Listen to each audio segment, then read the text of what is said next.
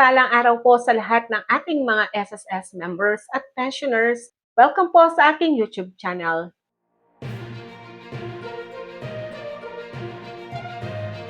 Sa video po na ito, ating sasagutin ang tanong. Narito po ang tanong.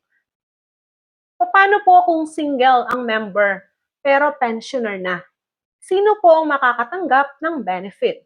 Kung isang pensioner ay retiree pensioner at sa hindi inaasahang pagkakataon, siya po ay pumanaw, ang funeral benefit po ang makakakuha ay kung sino man ang gumastos ng kanyang burial expenses.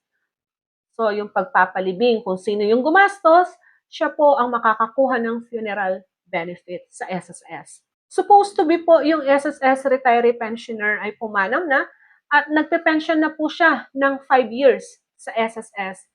Yung kanyang beneficiary po ay wala nang makukuha dito.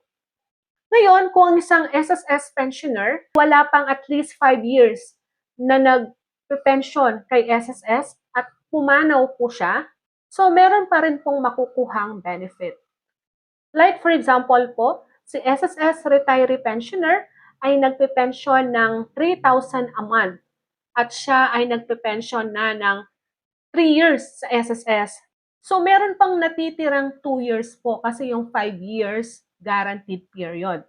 So ganito po yan, 2 years, meron kayong 24 months. So, i-multiply natin yung 3,000 sa 24. Yung 24, ito yung remaining 2 years. So, ang sagot, 72,000. So, yan po ang makukuhang lump sum.